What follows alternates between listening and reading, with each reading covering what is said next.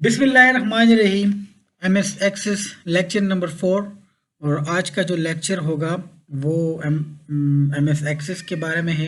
M S access है क्या, advantages उसके क्या क्या हैं, डिसएडवांटेजेस क्या क्या हैं, components of M S Access कौन कौन से कंपोनेंट पे मुश्तमिल है, और डेटा टाइप्स क्या होती हैं। एम एस एक्सेस एक डेटाबेस मैनेजमेंट सिस्टम है, यानी ये एक ऐसी सॉफ्टवेयर है जो कि डेटाबेस को मैनेज करती है।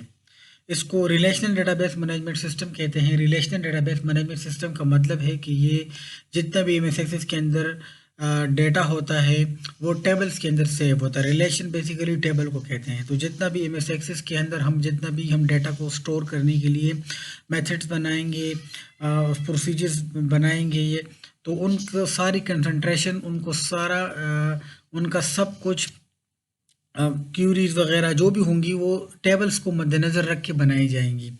तो एम एस एक्सेस जो ये रिलेशनल डेटाबेस मैनेजमेंट सिस्टम है, टेबल बेस यानी मैट्रिक्स बेस, यानी कि इसके अंदर जितना भी डेटा होता है वो टेबल्स की बेस पे होता है, टेबल्स के अंदर रखा जाता है। इसको माइक्रोसॉफ्ट ने डेवलप किया है। माइक्रोसॉफ्ट जैसे कि आप सब लोग जानते हो, जिन्होंने विंडोज़ वगैरह, बहुत बड़ा नाम है इसके अंदर कंप्यूटर प्रोग्रामिंग और सॉफ्टवेयर्स के अंदर। ये ह्यूज अमाउंट ऑफ डेटा को स्टोर करने के लिए, इंफॉर्मेशन को स्टोर करने के लिए यूज़ की जाती है, और बहुत आसानी से अवेलेबल भी है, और आसानी से यूज़र इसको अंडरस्टैंड कर सकते हैं। अच्छा, इसको इंस्टॉल करने का तरीका क्या है या किस तरह आपको मिल जाएगी एम एस एक्सेस?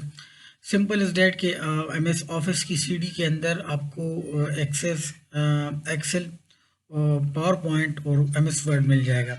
तो ये सारी सॉफ्टवेयर आपको एम एस ऑफिस की सीडी के अंदर मिल जाएंगे। अब जब भी कोई बाज़ार से परचेज़ कर सकते हैं, ऑनलाइन आप पेमेंट करके डाउनलोड भी कर सकते हैं। तो आप इसको जब कंप्यूटर के अंदर डाउनलोड करोगे, तो आपको जब डाउनलोड करने के बाद आप इसको इंस्टॉल करोगे तो उसमें आपको एम एस एक्सेस मिल जाएगा। अच्छा, एडवांटेजेस क्या हैं?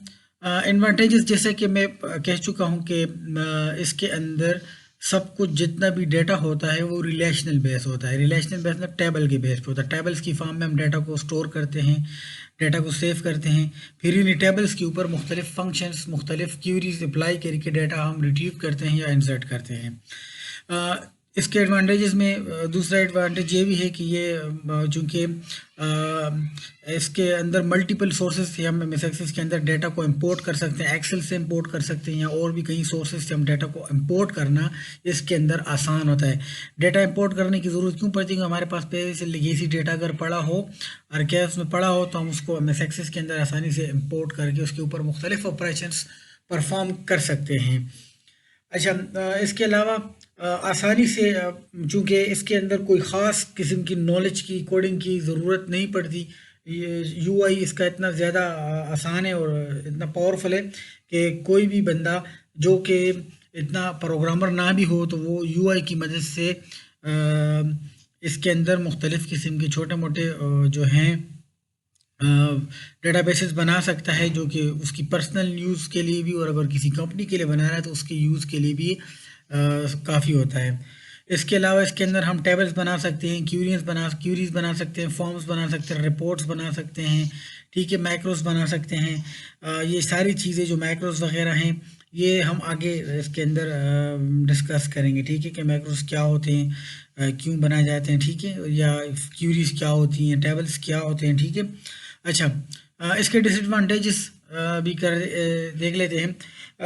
सबसे बड़ा जो डिसएडवांटेज है ये शेयर नहीं होता, यानी कि अगर आप एक जगह पे इसको इंस्टॉल करोगे तो इसको कंकरेंटली कहीं 4-5 कंप्यूटर्स या 4-5 जगहों पे इसको एक्सेस नहीं कर सकते। तो इसका ये भी बहुत बड़ा डिसएडवांटेज होता है, यानी कि लार्ज ऑर्गेनाइजेशन, तो बड़ी ऑर्गेनाइजेशन जहाँ पे सेंट्रल ये डेटा पड़ा होता है, यानी एक जगह पे पड़ा होता है और मुख्तलिफ जगहों पे उसको एक्सेस किया जाता है, तो इस किस्म की सपोर्ट ये नहीं देता। सेकंड, इसके अंदर ह्यूज अमाउंट ऑफ डेटा जो स्टोर होता है, लेकिन अगर बहुत ज़्यादा ह्यूज अमाउंट ऑफ डेटा हो जिसकी बहुत ज़्यादा जो है साइज़ हो, तो ये उसको हैंडल नहीं कर पाता, ठीक है। दूसरा ये होता है कि चूँकि सारा इंफॉर्मेशन एक फ़ाइल पे पड़ी होती है, तो इस वजह से रिपोर्ट्स को रिट्रीव करना, क्यूरीज और फॉर्म थोड़ा लिटिल बिट स्लो हो जाता है, ठीक है, मतलब इतना क्विक रिस्पांस नहीं देता। तो ये एक अच्छा सोल्यूशन है छोटे जो है ऑर्गेनाइजेशंस के लिए, पर्सनल यूज़ के लिए, यानी किसी की शॉप है या किसी की छोटी मोटी कंपनी है तो जिसका इतना ह्यूज अमाउंट ऑफ डाटा ना हो, तो उन जगहों पे ये बहुत ज़्यादा फिजिबल है। सेकेंड, इसके सिक्योरिटी के इश्यूज भी हैं। जो एम एस इसके सीक्वल सर्वर है या ओरिकल है, जो फुल फ्लेज सिस्टम RDBMS है, वहाँ सिक्योरिटी और बहुत हाई लेवल के एल्गोरिथम्स यूज़ होते हैं। यहाँ पे ये चीज़ नहीं है यहाँ, चूँकि ये बेसिक है, बेसिक RDBMS है। अच्छा, कंपोनेंट्स क्या क्या हैं इसके अंदर? इसके अंदर टेबल्स, मतलब किन किन कंपोनेंट से बन के एम एस एक्सेस जो है वो बना है, ठीक है। टेबल्स हैं, टेबल्स बनाएंगे। टेबल्स बेसिकली आपको मैट्रिक्स, आपको मैं बार बार यही कह रहा हूँ कि इसके अंदर हम जितना भी डेटा होगा या जितनी भी एंटिटीज होंगी, एंटिटीज से हम टेबल्स में उनको कन्वर्ट करेंगे।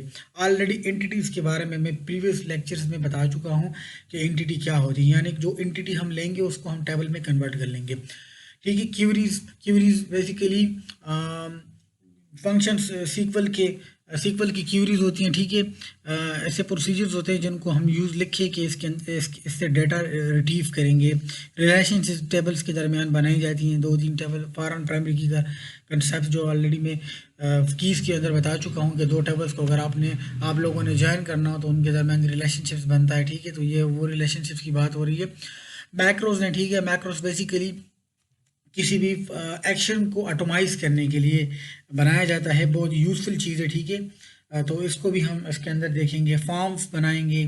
फॉर्म्स बेसिकली डेटा एंट्री के लिए यूज़ होते हैं। मॉड्यूल्स हैं, ठीक है। मॉड्यूल्स अगर किसी कोई ऐसी फंक्शनैलिटी जो आपको चाहिए और एम एस एक्सेस के अंदर वो प्री बिल्टन अवेलेबल नहीं, तो उसके लिए फिर मॉड्यूल VB लैंग्वेज में लिखा जाता है, ठीक है, बनाए जाते हैं। रिपोर्ट्स है, रिपोर्ट्स बेसिकली प्रिंट आउट्स के लिए, यानी जो एंट्रीज आपने की हैं उसके ऊपर जो रिपोर्ट बनती हैं, जो इन्फॉर्मेशन अपने कंप्यूटर से लेनी होती है वो रिपोर्ट्स की फॉर्म में लेते हो, तो रिपोर्ट्स भी इसके अंदर हम बनाएंगे। अच्छा, डेटा टाइप्स के बारे में बात करते हैं। बेसिकली डेटा टाइप्स वो जो टेबल्स हम बनाएंगे, तो टेबल्स के अंदर जब हम डेटा को स्टोर करेंगे तो उनको मुख्तलिफ टाइप्स का डेटा होता है। तो हम MS एक्सेस के अंदर ये जो आपको टेबल नज़र आ रहा है स्क्रीन के ऊपर, इस किस्म के डेटा, आप डेटा टाइप, इस किस्म का डेटा हम आपको इसके अंदर स्टोर कर सकते हैं। तो इसके अंदर मुख्तलिफ डेटा टाइप है, जैसे कि शॉर्ट टेक्स्ट है, ठीक है। शॉर्ट टेक्स्ट के अंदर हम सिंपल नाम वगैरह अगर हमें स्टोर करना हो तो उसको हमने डेटा टाइप शॉर्ट टेक्स्ट देना है, ठीक है। लॉन्ग टेक्स्ट से होता है, लॉन्ग टेक्स्ट जो होता है लेंथी डेटा एड्रेसेस वगैरह है, बड़े बड़े पैराग्राफ्स अगर आपने इसको स्टोर करने हैं तो फिर उसको डेटा टाइप आपने लॉन्ग टेक्स्ट देना होता है। नंबर है, ठीक है, नंबर वगैरह अगर मैथमेटिकल कैलकुलेशन वगैरह नंबर वगैरह आपने देने 1 2 3 इस किस्म का डेटा आपने स्टोर करना है तो उसके लिए नंबर यूज़ होता है, ठीक है। डेट एंड टाइम, अगर आपने इसके अंदर डेट या टाइम को स्टोर करना है तो उसके लिए डेट एंड टाइम का डेटा टाइप यूज़ होगा। करेंसी, अगर इसके अंदर आपने हिसाब किताब करना है, ठीक है, पैसे की अमाउंट वगैरह एंटर करनी है, तो वो अपने करेंसी का डेटा टाइप यूज़ करना है। Auto number basically unique number होता है, ठीक है, जो ऑटो इंक्रीमेंट होता है, एक से इंक्रीमेंट होता जाता है। अगर आपने कोई इस किस्म का आप चाहते हैं कि कंप्यूटर खुद ही एक प्राइमरी की बनाए या ऐसी की जनरेट करे जो कि यूनिक हो टेबल के अंदर, तो फिर उसको हम टेबल को जो डाटा टाइप होता है फील्ड का उसको हम ऑटो नंबर कर देते हैं। यस में बेसिकली ये है बोलियन, यानी कि ये हाँ या ना, अगर इस किस्म का आपकी सिचुएशन क्रिएट होती है कि यस और नो किस्म की टाइप का डाटा है तो फिर आपने उसको बोलियन लिखना होता है। अटैचमेंट्स, अगर मल्टीपल फाइल्स लिखना है, पे फोटोग्राफ्स अपलोड करने हैं, ठीक है, फाइल्स मल्टीपल फाइल्स साथ में अटैच करनी है, रिकॉर्ड के टेबल के अंदर स्टोर करना है, तो उसके लिए अटैचमेंट यूज़ होती है। ऑयली ऑब्जेक्ट जो है, अगर ऑडियो वीडियो की फाइल या बाइनरी ऑब्जेक्ट सेव करने हैं तो ऑयली ऑब्जेक्ट का डेटा टाइप यूज होगा। हाइपरलिंक, अगर आपने कनेक्टिविटी देने, कनेक्ट करना है इसको पैच को या किसी भी एड्रेस को इसके अंदर रखना है तो फिर उसके लिए हाइपरलिंक यूज है। कैलकुलेटर बेसिकली कोई एक्सप्रेशन फार्मूलाज वगैरह आप किसी और फील्ड्स को, किसी और कॉलम्स का रिजल्ट इस एक कॉलम में चाहते हो तो उसको कैलकुलेटेड डेटा टाइप उसका होगा। अच्छा, ये जो डेटा टाइप्स मैंने आपको एक्सप्लेन की ये MS एक्सेस 2016 की हैं, ठीक है। तो अगर किसी के पास कोई भी वर्जन हो, थोड़ा बहुत नाम इसके अंदर डिफरेंट हो सकते हैं, ठीक है, मेमो वगैरह इसको कहते हैं, लार्ज टेक्स्ट को या इस किस्म का, और लेकिन सारी फंक्शनलिटी, सारा काम यही है, ठीक है। तो 2007 में थोड़ा बहुत डिफरेंट है क्योंकि वो बहुत पुराना है, ठीक है, तो उसमें थोड़ा बहुत इसके अंदर, लेकिन वही चीज़ें हैं जो 2007 से यूज़ हो रही हैं, लेकिन इधर थोड़ा नाम डिफरेंट है।